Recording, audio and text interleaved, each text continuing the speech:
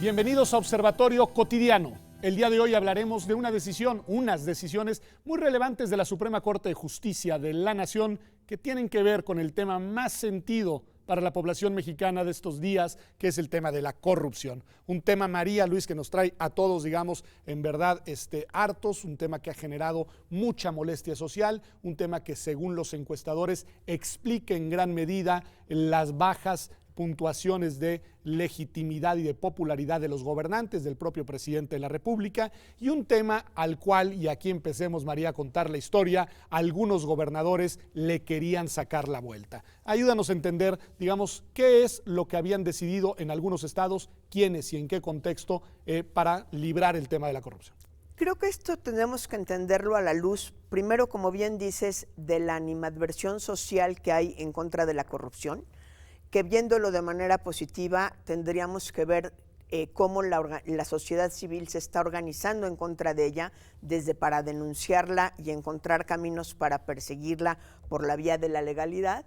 Se empieza a crear a partir de la Casa Blanca, y yo creo que en gran medida gracias al escándalo de la Casa Blanca, el Sistema Nacional Anticorrupción, que es toda una transformación constitucional para entender la corrupción en una lógica de sistema, no en una lógica del funcionario corrupto o el funcionario corrupto que se alía con algún otro elemento de la iniciativa privada o lo que sea corrupto, sino como un sistema.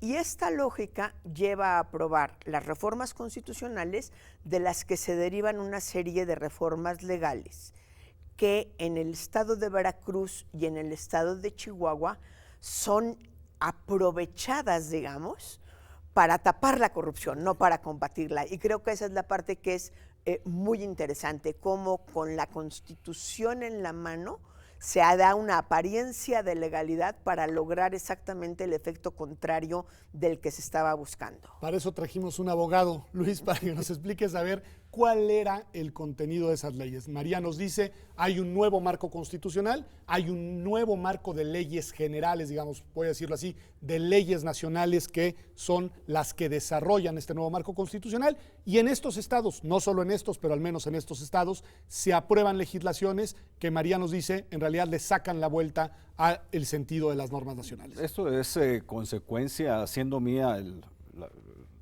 la estafeta que me pasa María, de un esquema perverso, sofisticado y muy inteligente. A ver, hay que reconocerlo. Cuéntanos. Es cierto que tomaron, digamos, las ideas de la Constitución Federal en lo que se llama el Sistema Nacional Anticorrupción, que tiene diversas variantes, pero me voy a concentrar en lo que hicieron los estados, puntos más, puntos menos. Redujeron las penas aplicables a los delitos por corrupción.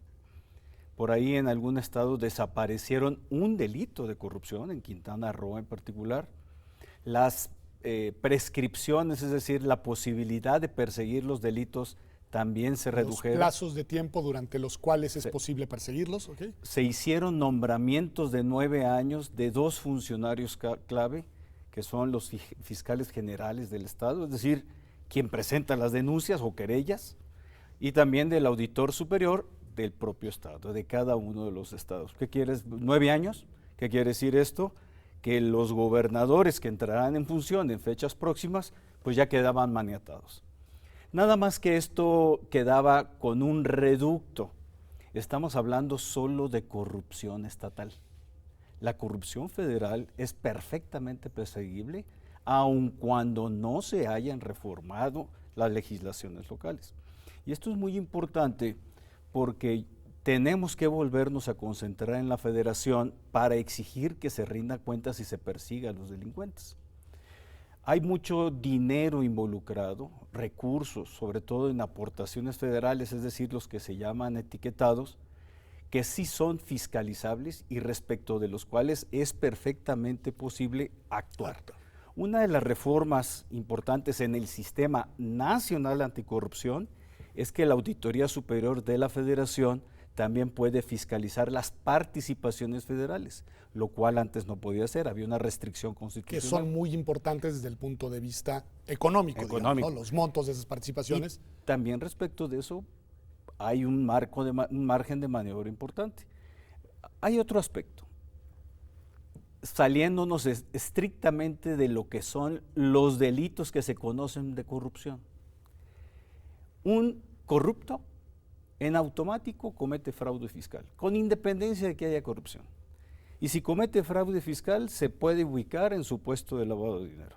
Y si hay lavado de dinero y participan dos o tres o más personajes. Delincuencia organizada. Muy bien, Pedro. Delincuencia organizada. Así me la aprendí. Así te la aprendiste. Y muy bien. Entonces yo creo que con independencia, cierto, de que los estados trataron de fraguar un blindaje anticorrupción efectivo en el ámbito local, lo que se tiene es que la federación tiene un amplísimo margen de maniobra que, en esta materia, respecto de la cual no puede mantenerse en silencio. Me parece muy importante. No te voy a preguntar la parte técnica legal, pero sí te voy a preguntar el contexto político en el que estas decisiones que nos dice Luis se fueron tomando en estos dos estados y en otros más. Yo pongo sobre la mesa Quintana Roo también, pongo sobre la mesa Puebla también. A ver, ayúdanos a entender. Mira, creo que es muy importante el proceso electoral que que se llevó a cabo este año, en donde el PRI pierde en estos tres estados. Y habiendo hecho los candidatos de oposición una de sus banderas el perseguir a los corruptos, a lo cual yo tengo ciertas precauciones y ahora digo por qué, porque los gobernadores no son cherifes del viejo oeste que van a llevar de las greñas a la cárcel a los corruptos, pero habiendo hecho de la corrupción parte importante de la campaña y habiéndose evidenciado los grandes escándalos de corrupción, quizá el lugar más emblemático ha sido Veracruz, pero en Quintana Roo tenemos problemas gravísimos. Y Chihuahua tenemos también problemas y maniobras que parecen legales, pero que en realidad son de dudosa legalidad y además claramente atentan contra el interés público, como es el fideicomiso para vender las carreteras, por ejemplo. Lo que viene es una preocupación de estos gobernadores al momento de salir y se tratan de blindar. ¿Qué quiere decir? Tratan de tomar una serie de medidas legales y una serie de nombramientos de eso muy importante, para evitar poder ser perseguidos. Y aquí es donde yo digo que con la ley le están haciendo un fraude a la ley y creo que los nombramientos es un caso perfecto. En términos generales, en un libro de texto se vería muy bien que haya nombramientos transeccionales para que el gobernador no pueda autoprotegerse. Nada más que aquí estos gobernadores, iba yo a decir pillos, pero estos gobernadores muy listos, lo que hacen es tomar algo que aparece correcto en términos de ciencia política, en términos de diseño institucional, para protegerse a sí mismos, no para garantizar un buen funcionamiento del Sistema Nacional Anticorrupción. Está muy bien. Luis, nos decías que a pesar de que intentaron hacerlo, todo, digamos, el andamiaje normativo por lo que hace a las partidas federales y a los delitos federales quedaba intacto. Pero de todos modos se aprobaron, como bien nos dice María, leyes que pretendían blindar una parte, digamos, de posibles actos de corrupción. Correcto. Para quienes no son abogados, ¿quién y cómo y por qué logra que estas leyes terminen en la mesa de la Suprema Corte de Justicia? Hay una herramienta, un mecanismo en la Constitución Federal que se llama las acciones de inconstitucionalidad. Estas se presentan directamente a la Suprema Corte de Justicia y solo procede contra normas generales. Para el común son leyes. Okay. Sí, son leyes que puede tener diversas categorías, pero para centrarlo ahí. Y la Suprema Corte de Justicia hace un pronunciamiento sobre la validez o invalidez de las leyes con efectos generales, es decir, utilizando un lenguaje coloquial, tiene la potestad de tumbar esas leyes. Ahora, en el caso que se acaba de resolver, los dos casos que se acaban de resolver, Veracruz y Chihuahua, lo que hizo la Suprema Corte de Justicia fue invalidar una parte de los blindajes. Que ahora nos los explicarás, pero antes nada más, ¿quién lleva los casos a la Corte?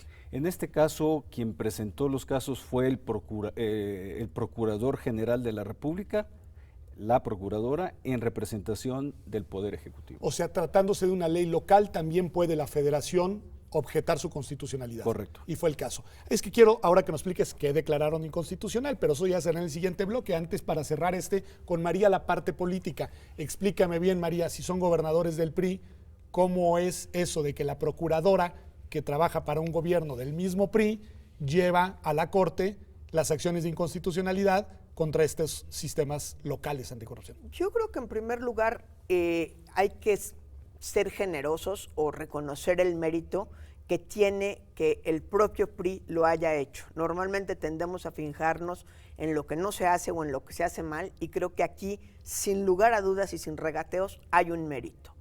¿Qué empuja este mérito? Yo creo que la presión social. Yo creo que nos encanta decir que la sociedad civil en México es débil, no sirve, no participa, y creo que eso cada día lo reta más la realidad. Creo que tenemos una sociedad civil cada vez más activa, eficiente, desarrollando una serie de estrategias interesantes. No hay que olvidar que en el Sistema Nacional Anticorrupción, la Ley General de Responsabilidades Administrativas fue una movilización pacífica, masiva, institucional y sin salir a la calle, de más de 600,000 ciudadanos que dijeron: señores, empiecen a hacer bien las cosas.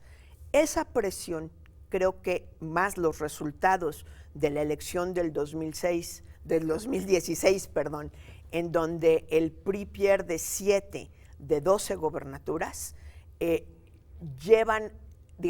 ponen contra la pared al PRI a nivel federal, y responde bien. Y eso hay que reconocerlo. Y hay que reconocerlo. Estoy totalmente de acuerdo. Vamos a un corte y regresamos. La primera pregunta que te voy a hacer, Luis, tiene que ver con cómo queda la Corte en este asunto antes de resolver. Porque mi tesis es que, la verdad, le pusieron una papa caliente a la Corte y tenía muy poco margen de maniobra, porque si convalidaba estas leyes, seguramente iba a haber esa movilización social, pero ahora en contra de la Suprema Corte de Justicia. Pero bueno, esa es especulación mía. Vamos a un corte y regresamos aquí a Observatorio Cotidiano.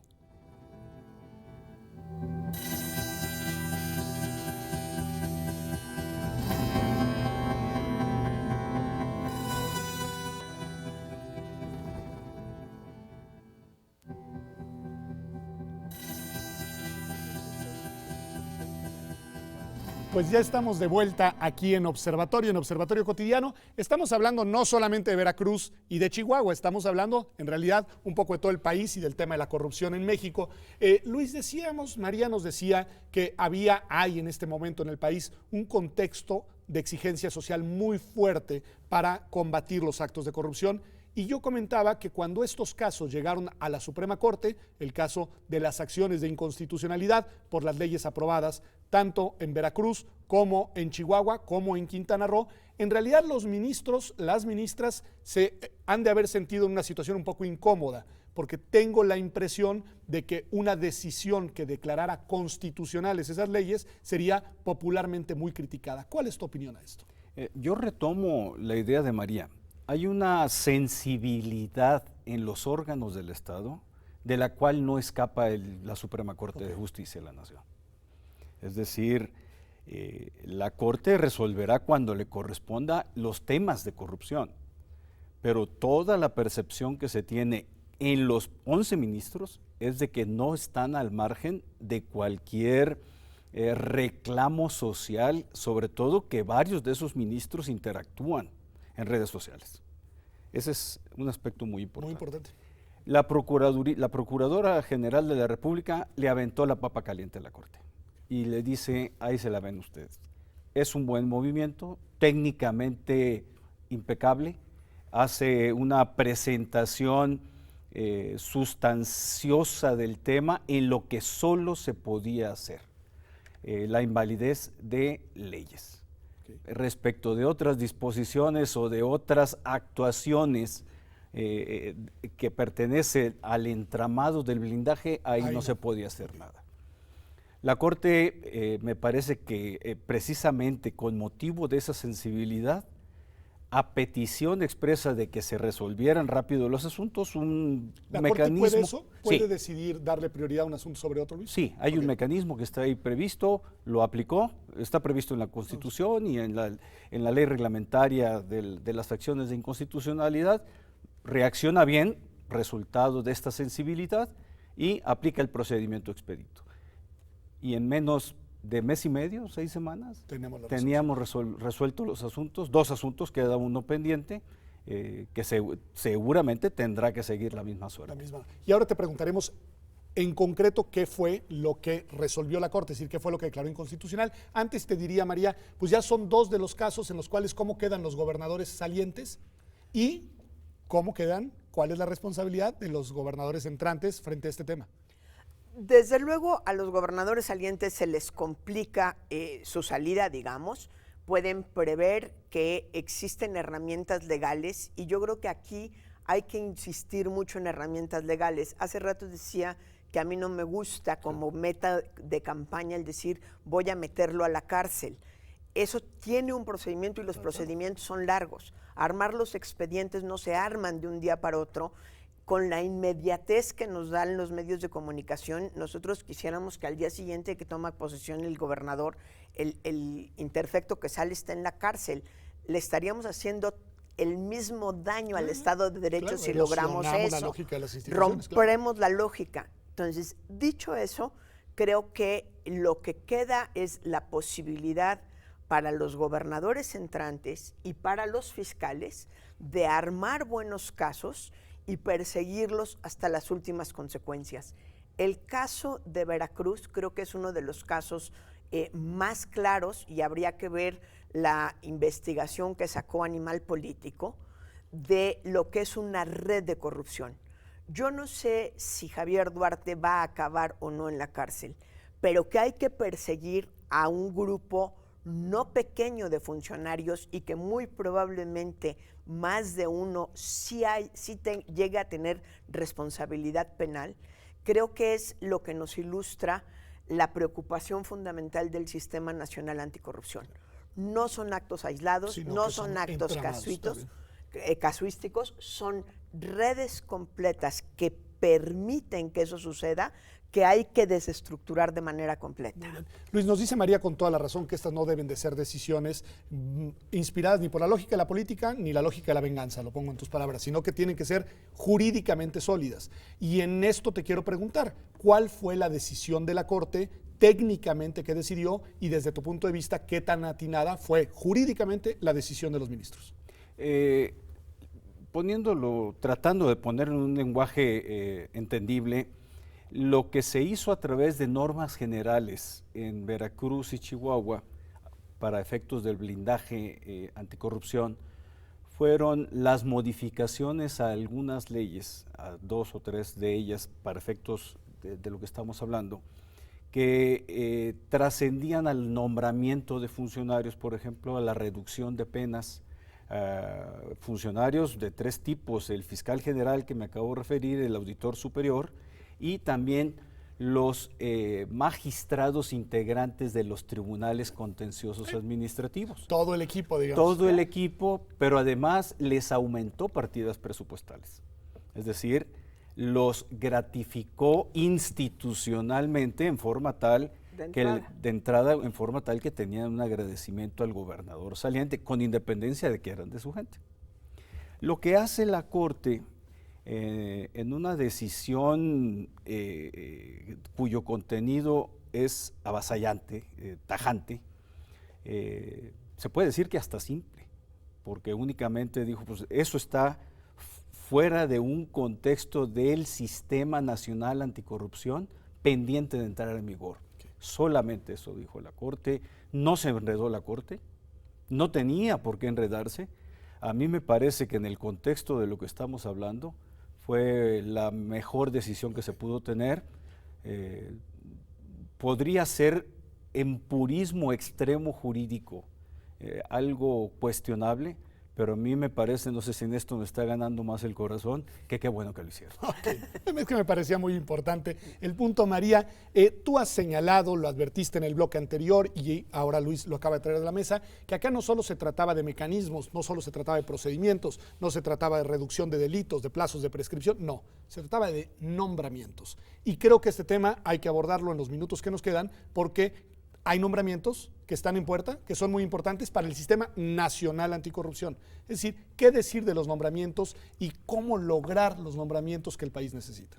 Yo creo que los nombramientos son tan importantes como las instituciones. Es decir, la política y la posibilidad de transformación lo van a hacer buenas leyes, pero también personas honorables que lleguen y personas que no lleguen con compromisos a quienes se les sube el sueldo de entrada, quienes les prometen a un partido o a otro. Creo que si algo nos ha costado trabajo en este país, y pienso en el Tribunal Electoral, y pienso en el Sistema Nacional Anticorrupción, y pienso en todos los nombramientos que hoy están a cargo o de la Cámara de Diputados o de los senadores, es hacer nombramientos con base en buenos perfiles.